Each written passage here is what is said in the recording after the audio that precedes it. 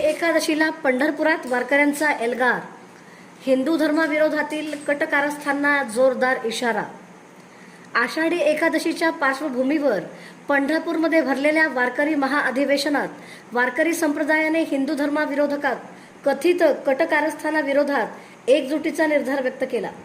सद्गुरू श्री गंगागिरी महाराज मठ येथे झालेल्या या अधिवेशनाला 1000हून अधिक वारकरी आणि संत महंत उपस्थित होते.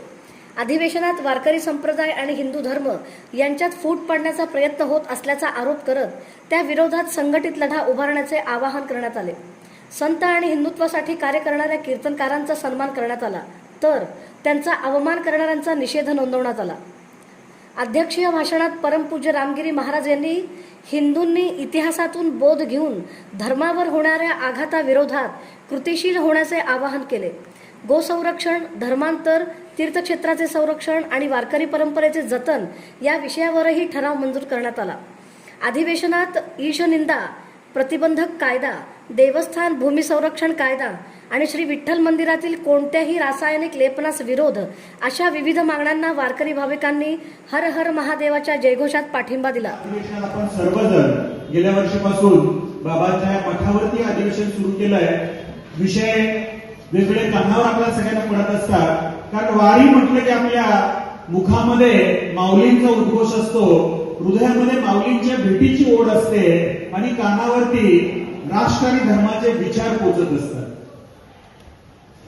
आज वेगवेगळ्या विषयावर मान्यवरांनी आणि संतांनी विचार मांडले. मला एक 2-3 महत्वाच्या गोष्टी आपल्या सर्वांच्या समोर मांडायच्या, कारण मागच्या काही वर्षांमध्ये वारकरी संप्रदायात येऊन एक कालनेमीचं रूप धारण करून आमच्याच वारकरी बांधवांमध्ये एक संभ्रम निर्माण करणारी काही मंडळी आहेत,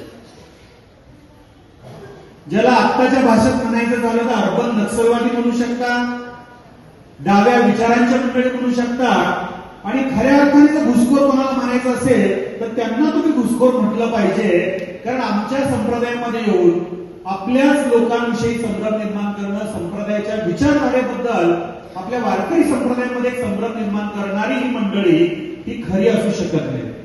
आणि म्हणून अशांना एखाद्या डाळीमध्ये किंवा तांदूळामध्ये असलेल्या खड्यासारखं वेचून बाजूला काढलं पाहिजे. हे खऱ्या अर्थाने माऊलींना अपेक्षित आहे, हे खरं आपलं कर्तव्य. आज मला सांगा, तुम्हाला मी विचारतो,